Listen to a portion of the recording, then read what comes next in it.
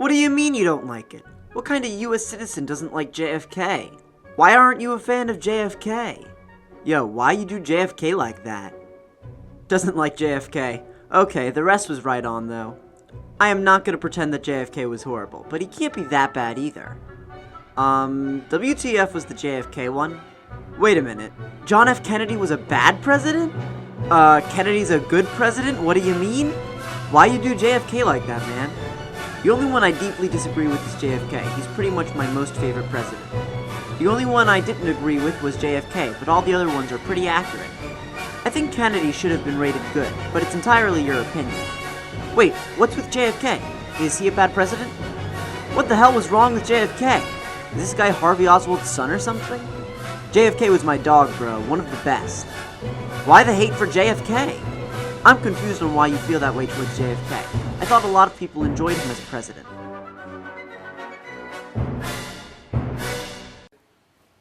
I don't like it very much.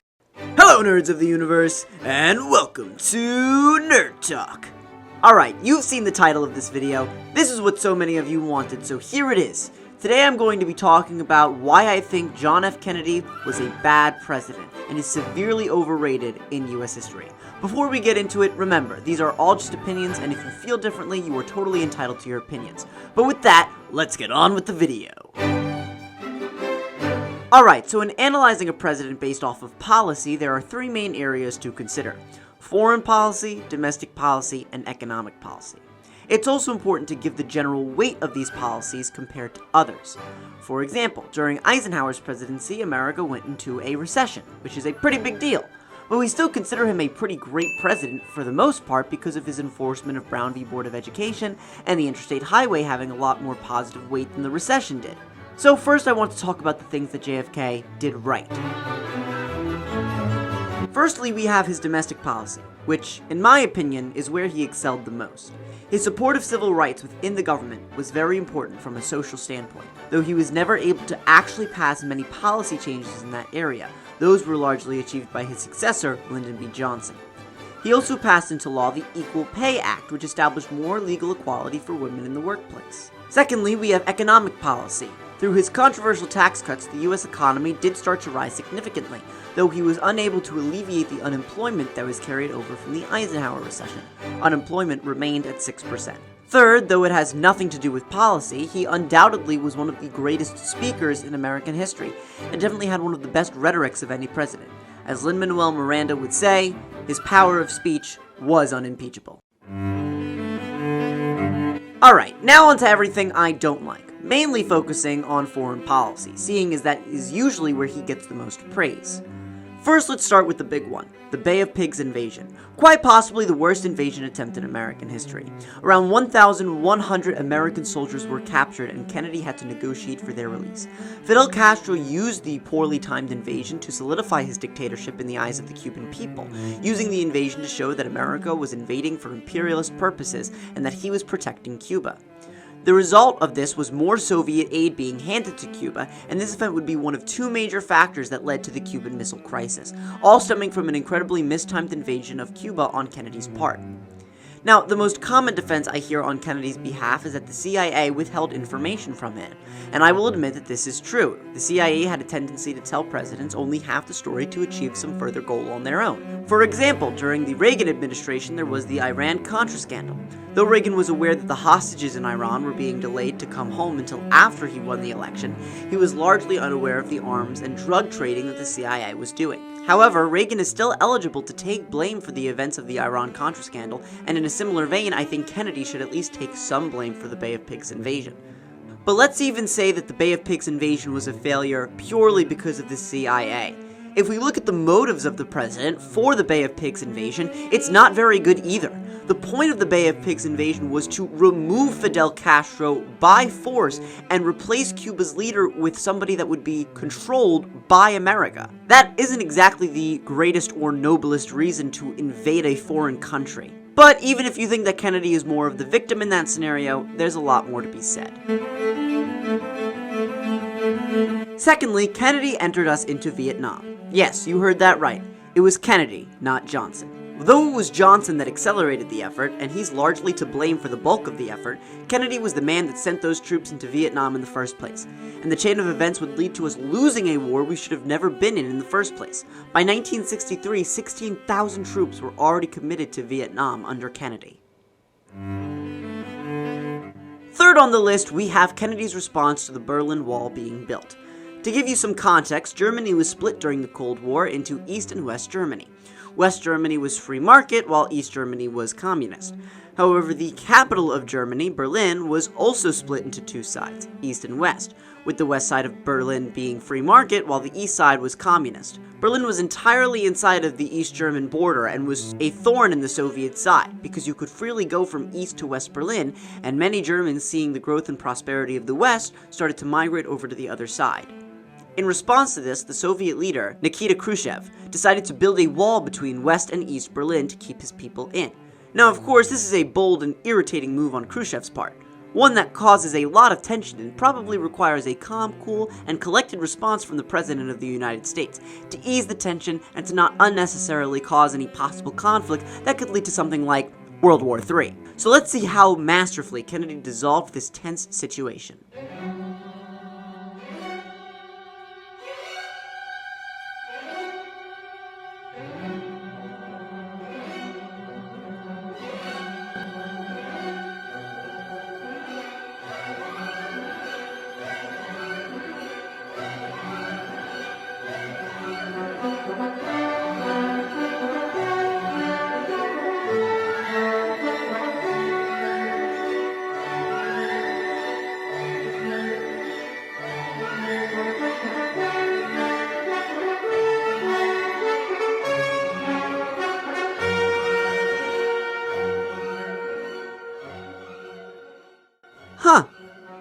So, in response to Khrushchev building a wall, Kennedy decides to march tanks up to it.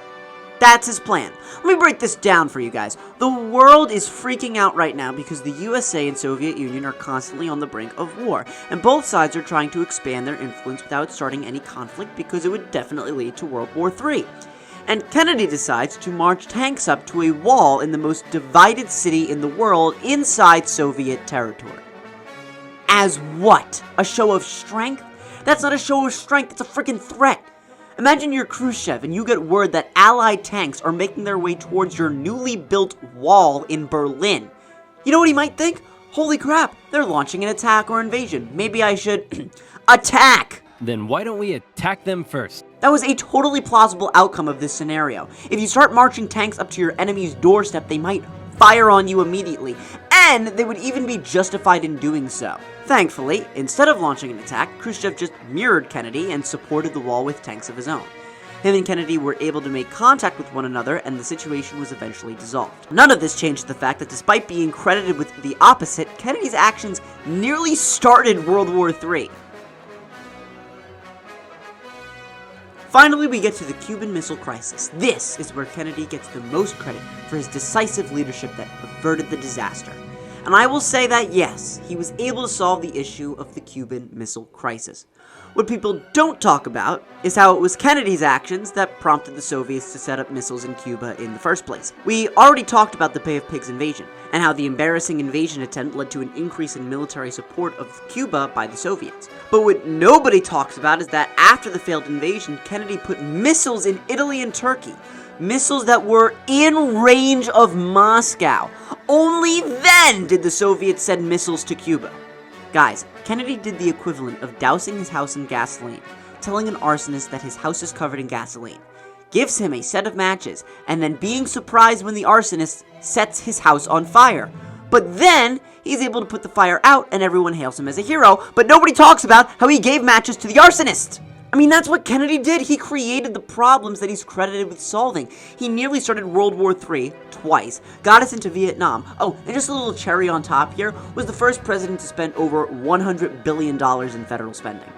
Now, the most common defense I hear from so many people is that Kennedy was in a tight position, and he was just doing his best to contain communism through strong foreign policy.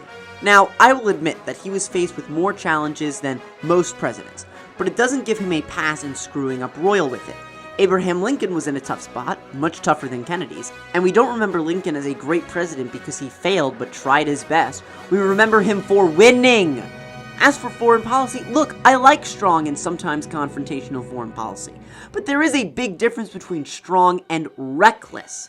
Harry S. Truman's Berlin airlift? Strong. Kennedy marching tanks up to the Berlin Wall with no clear goal in mind? Reckless. Ronald Reagan challenging Gorbachev to tear down the Berlin Wall? Strong. Kennedy trying to invade Cuba with the hopes of overthrowing a communist dictatorship with the support of the Cuban people to replace him with an American ally? Reckless. Kennedy may have been inspirational and had way with words, which is definitely needed and effective for a good leader. And though Kennedy might have been a good leader, he certainly was not a good president. Now, maybe you think I've been a little too hard on Kennedy. Maybe you think I'm blowing his failures out of proportion. Though I stand my ground in my harshness, I understand that I probably put Kennedy lower than most other people do on their list of presidents. But even so, can we at the very least agree that Kennedy needs to stop being put in the top 10 greatest US presidents list?